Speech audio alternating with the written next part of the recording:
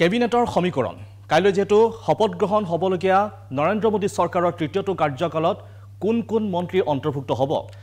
কাইলৈ মোদীৰ হৈতে কোন কোন নেতাই মন্ত্ৰী ৰূপে শপত গ্ৰহণ কৰিব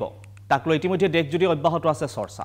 আমি ইতিমধ্যে জনাইছো যে ৰাজকীয় আয়োজন কৰা হৈছে মন্ত্ৰী সভা অৰ্থাৎ শপত গ্ৰহণ অনুষ্ঠানত উপস্থিত থাকিব ৮,০০০ অতিথি আৰু দুই মূল সহযোগী দল তেলেগু দেশম পাৰ্টি লগতে থাকিব জনতা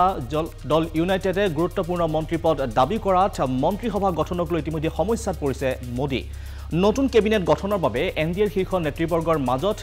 আজি সম্পন্ন হৈ যায় এখন গুৰুত্বপূৰ্ণ বৈঠক বিভিন্ন ৰাজ্যৰ প্ৰতিনিধিৰে সামৰি এনডিএৰ সকলো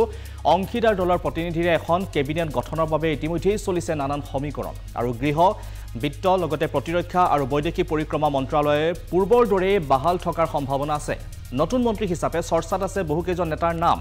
এই সন্দৰ্ভত আমি কথা পাতিম আমাৰ লগত উপস্থিত আছে ষ্টুডিঅ'ত প্ৰাগ নিউজৰ সহযোগী সম্পাদক খনীন্দ্ৰ কুমাৰ ডেকা গতিকে খনীন্দ্ৰ কুমাৰ ডেকা আমাৰ সৈতে যেটো উপস্থিত আছে আমি তেখেতৰ ওচৰলৈ যাম গতিকে দেখা পোৱা গৈছে কাইলৈ এই শপত গ্ৰহণ অনুষ্ঠানত কোন কোন উপস্থিত থাকিব ইতিমধ্যে জনাইছো যে সম্ভাৱ্য মন্ত্ৰীসকলৰ নাম আমি জনাইছো পীযুষ গোয়েল থাকিব বিজেপিৰ মহাৰাষ্ট্ৰৰ তানহাতে বাসৱ ৰাজ বোমানী বিজেপি কৰ্ণাটকৰ তেওঁ সম্ভাৱ্য মন্ত্ৰীসকলৰ তালিকাখন আমি আপোনালোকক জনাইছো তাৰ উপৰি প্ৰহ্লাদ যোশীৰ নাম ইতিমধ্যে অন্তৰ্ভুক্ত হৈছে আমি এবাৰ খনীন্দ্ৰ কুমাৰ ডেকাৰ ওচৰলৈ যাব বিচাৰিম কাইলৈ শপত গ্ৰহণ হবলগীয়া নৰেন্দ্ৰ মোদী চৰকাৰৰ তৃতীয়টো কাৰ্যকালৰ গতিকে কোন কোন উপস্থিত থাকিব তাক লৈ মন্ত্ৰী সভাত লৈ বিশেষকৈ এক চৰ্চা হৈ আছে আমি সবিশেষ আপোনাৰ পৰা জানিব বিচাৰিম খনীন্দ্ৰ কুমাৰ ডেকা হয় ৰাণা কাইলৈ ইতিহাস ৰচি জৱাহৰলাল নেহৰুৰ ইতিহাস স্পৰ্শ কৰি নৰেন্দ্ৰ মোদীয়ে একেৰাহে তৃতীয়বাৰৰ বাবে প্ৰধানমন্ত্ৰীৰ ৰূপে শপত গ্ৰহণ কৰিব কিন্তু এই মুহূৰ্তত দেশত সবতকৈ চৰ্চিত বিষয়টো হৈছে মোদী 3.0 নৰেন্দ্ৰ মোদীৰ এই তৃতীয়টো কাৰ্যকালৰ কেবিনেটত কোন কোন মন্ত্ৰীক অন্তৰ্ভুক্ত কৰা হ'ব কাৰণ ইতিমধ্যে সকলোৱে গম পাইছে যে এইবাৰ যেহেতু বিজেপিয়ে এককভাৱে সংখ্যাগৰিষ্ঠতা লাভ কৰা নাই গতিকে সহযোগী দলৰ এনডিএৰ সহযোগী দলৰ ওপৰত যথেষ্ট নিৰ্ভৰ কৰিবলগীয়া হৈছে আৰু ইয়াৰে সুযোগ গ্ৰহণ কৰি বিশেষকৈ দুটা মূল সহযোগী দল তেলেগু দেশম পাৰ্টি আৰু জনতা দল ইউনাইটেডে গুৰুত্বপূৰ্ণ মন্ত্ৰীপদ বিচাৰি নৰেন্দ্ৰ মোদীৰ ওপৰত যথেষ্ট হেঁচা প্ৰয়োগ কৰিছে আৰু আমি উল্লেখ কৰিব লাগিব যে তেলেগু দেশম পাৰ্টিৰ 16জন সাংসদ আছে জেডিইউৰ 12জন লোক জনশক্তি পাৰ্টি ৰামবিলাস তেওঁলোকৰ 5জন আৰু শিৱসেনাৰ 7জন আৰু অন্যান্য কেইবাটাও সহযোগী দল আছে আৰু বিজেপিয়ে এনডিএৰ যি বৈঠক আজি সম্পন্ন হৈছে তাত এটা সমীকৰণ উলিয়াইছে যে 4:1 গতিকে প্ৰতি 4জন সাংসদৰ বিপৰীতে এজনকৈ মন্ত্ৰী সহযোগী দলক দিবলৈ সাজু হৈছে আৰু এই শেহতীয়া খবৰ মতে তেলেগু দেশম পাৰ্টিয়ে 4জন মন্ত্ৰী লাভ কৰাটো নিশ্চিত হৈছে আৰু জনতা দল নীতিশ কুমাৰৰ জনতা দল ইউএ 3জন মন্ত্ৰী লাভ কৰাটো নিশ্চিত হৈছে আৰু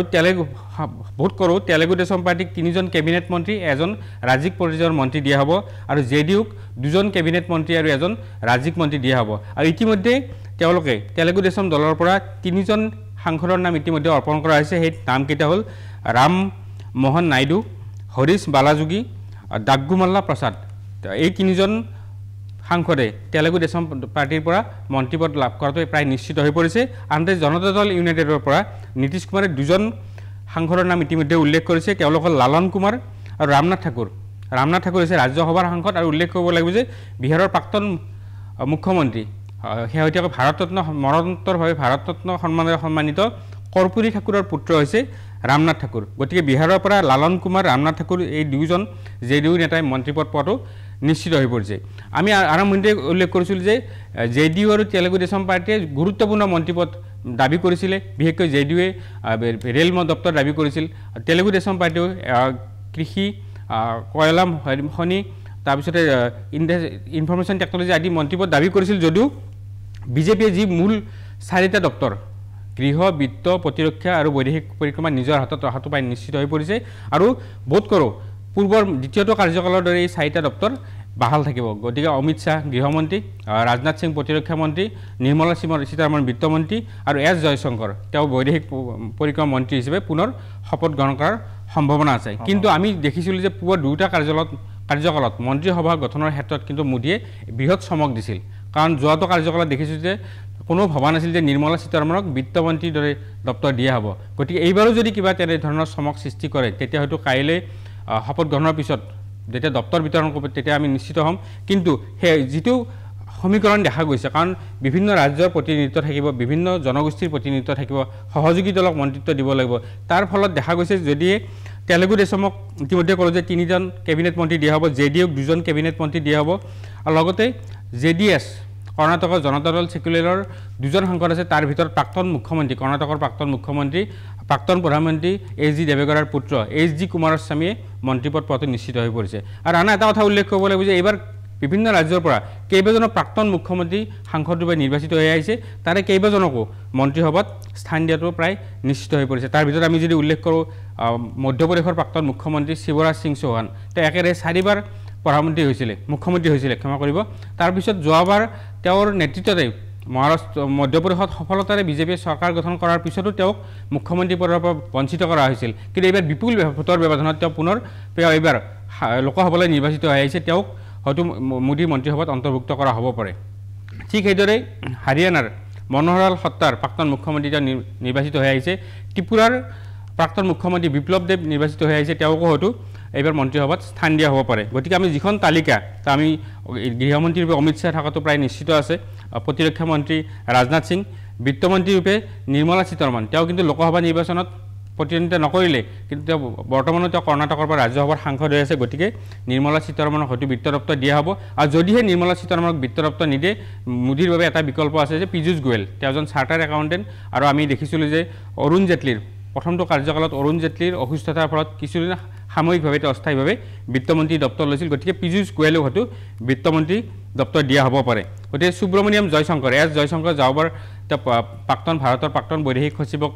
যোৱাবাৰ বিদেশ মন্ত্ৰীৰ দায়িত্ব দিয়া হৈছিল আৰু ভাৰতৰ যিটো কূটনীতি বৈদেশিক যিটো ষ্ট্ৰেটেজি তাত কিন্তু ফৰেইন পলিচিত যথেষ্ট সফলতাৰে কাৰ্যনিৰ্বাহ কৰিছে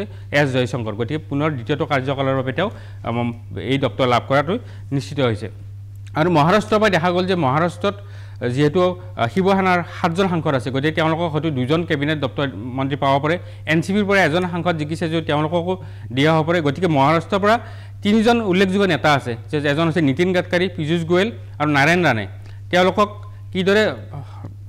অন্তৰ্ভুক্ত কৰা যায় তাক লৈ যথেষ্ট সমীকৰণ চলিছে কিন্তু মোদীৰ পূৰ্বৰ দুটা কাৰ্যালয়ত পথ পৰিবহণ ৰাষ্ট্ৰীয় ঘাইপথ দপ্তৰ দক্ষতাৰে সম্ভালা নীতিন গাডকাৰীক পূৰ্বৰ দপ্তৰ এইবাৰ দিয়াৰ সম্ভাৱনা আছে গতিকে HG কুমাৰস্বামী তেওঁ কৃষিমন্ত্ৰী হ'বৰ কাৰণে কৃষি দপ্তৰৰ বাবে যথেষ্ট আগ্ৰহী বুলি ইতিমধ্যে নৰেন্দ্ৰ মোদীক জনাইছে শিৱৰাজ সিং চৌহান মধ্যপ্ৰদেশৰ প্ৰাক্তন মুখ্যমন্ত্ৰী তেওঁ অন্তৰ্ভুক্ত হোৱাৰ সম্ভাৱনা আছে লগতে কৰ্ণাটকৰ প্ৰাক্তন মুখ্যমন্ত্ৰী বাসৱৰাজ বোমানী তেওঁ এইবাৰ লোকসভালৈ নিৰ্বাচিত হৈছে তেওঁকো অন্তৰ্ভুক্ত কৰাৰ সম্ভাৱনা আছে বৰ্তমানৰ সংসদীয় পৰিক্ৰমা মন্ত্ৰী কৰ্ণাটকৰ সাংসদ প্ৰহ্লাদ যোশীক পুনৰ একে দায়িত্ব দিয়াৰ সম্ভাৱনা আছে গতিকে অসমৰ পৰা সৰ্বানন্দ প্ৰাক্তন মুখ্যমন্ত্ৰী বৰ্তমানৰ জাহাজ আৰু জলপথ দপ্তৰৰ মন্ত্ৰী সৰ্বানন্দ সোণোৱালক অন্তৰ্ভুক্ত কৰাটো সম্পূৰ্ণ নিশ্চিত আৰু লগতে অৰুণাচল প্ৰদেশৰ সাংসদ কিৰেণ ৰিজিজু তেওঁকো এইবাৰ মন্ত্ৰীসভাত অন্তৰ্ভুক্ত কৰাটো প্ৰায় নিশ্চিত গতিকে দেখা গ'ল যে পীযুষ গোৱেলৰ কথা মই ইতিমধ্যে উল্লেখ কৰিলোঁ আৰু সহযোগী দলৰ ভিতৰত প্ৰাক্তন কেন্দ্ৰীয় মন্ত্ৰী প্ৰয়াত ৰামবিলাস পাছৱানৰ পুত্ৰ চিৰাগ পাছৱান তেওঁ বিহাৰৰ পৰা 5খন আসনত প্ৰতিদ্বন্দ্বিতা কৰি তেওঁৰ দলে আটাইকেইখন আসনতে জয়লাভ কৰিছে গতিকে চিৰাগ পাছৱানে এটা নিজেই তেওঁ কেবিনেট মন্ত্ৰী হোৱাটো নিশ্চিত হৈ পৰিছে গতিকে উত্তৰ প্ৰদেশৰ অপনা দল তাৰ মাত্ৰ এজনে সাংসদ কিন্তু বৰ্তমান তেওঁ কেন্দ্ৰীয় মন্ত্ৰী হৈ আছে অনুপ্ৰিয়া পেটেল তেওঁ পুনৰ মন্ত্ৰিত্ব পোৱাৰ এক প্ৰকাৰ নিশ্চিত আৰু উত্তৰ প্ৰদেশৰ ৰাষ্ট্ৰীয় লোকদল তেওঁলোকৰ 2জন সাংসদ আছে তেওঁলোকৰ অধ্যক্ষ জয়ন্ত চৌধুৰীয়ে মন্ত্ৰিত্ব পোৱাটো প্ৰায় নিশ্চিত গতিকে বিহাৰৰ আন এটা সহযোগী দল HAM হিন্দুস্তান আৱাম মৰ্চা তথা বিহাৰৰ কিছুদিনৰ বাবে বিহাৰৰ মুখ্যমন্ত্ৰী পদত আছিল জিতন ৰাম মাঝি তেওঁকো মন্ত্ৰীসভাত অন্তৰ্ভুক্ত কৰাটো প্ৰায় নিশ্চিত হৈ পৰিছে গতিকে দেখা গ'ল যে বিহাৰৰ ক্ষেত্ৰত যথেষ্ট সমীকৰণ জটিল হৈ পৰিছে মোদীৰ বাবে কাৰণ JDUক যদি 3টা দপ্তৰ দিয়া যায় চিৰাগ পাছৱানক যদি 2টা দপ্তৰ দিয়া যায় জিতন ৰাম মাঝিক যদি অন্তৰ্ভুক্ত কৰা যায় তেনেহ'লে বিজেপি নেতাসকলক কিদৰে অন্তৰ্ভুক্ত কৰিব তাক লৈ জটিলতাৰ সৃষ্টি হৈছে আৰু বিজেপিৰ ফালৰ পৰা কিন্তু নিত্যানন্দ ৰায় প্ৰাক্তন কেন্দ্ৰীয় মন্ত্ৰী নিত্যানন্দ ৰায়ক পুনৰ অন্তৰ্ভুক্ত কৰিব পাৰে আৰু মধ্যপ্ৰদেশৰ জ্যোতিৰাদিত্য সিন্ধিয়াক কেবিনেটৰ অন্তৰ্ভুক্ত কৰাটো নিশ্চিত হৈ পৰিছে ৰাণা ক'ব লাগিব যে উত্তৰ প্ৰদেশত এবাৰ বিজেপিয়ে চমকপ্ৰদ সফলতা লাভ কৰিছে আৰু উত্তৰ প্ৰদেশৰ বৰ্তমানৰ মন্ত্ৰী ধৰ্মেন্দ্ৰ প্ৰধানক পুনৰ অন্তৰ্ভুক্ত কৰাটো প্ৰায় নিশ্চিত গতিকে ৰাজস্থান বৰ্তমানৰ ৰেল মন্ত্ৰী ৰাজ্যসভাৰ সাংসদ অশ্বিনী বৈষ্ণৱক মন্ত্ৰীসভাত অন্তৰ্ভুক্ত কৰাৰ পূৰ্ণ সম্ভাৱনা আছে লগতে ৰাজস্থানৰ এজন জ্যেষ্ঠ বিজেপি নেতা গজেন্দ্ৰ সিং শেখাৱতক মন্ত্ৰিত্ব দিয়াটো প্ৰায় নিশ্চিত হৈছে নাৰায়ণ ৰাণেৰ কথা ইতিমধ্যে উল্লেখ কৰিছিলোঁ আৰু জম্মুৰ পৰা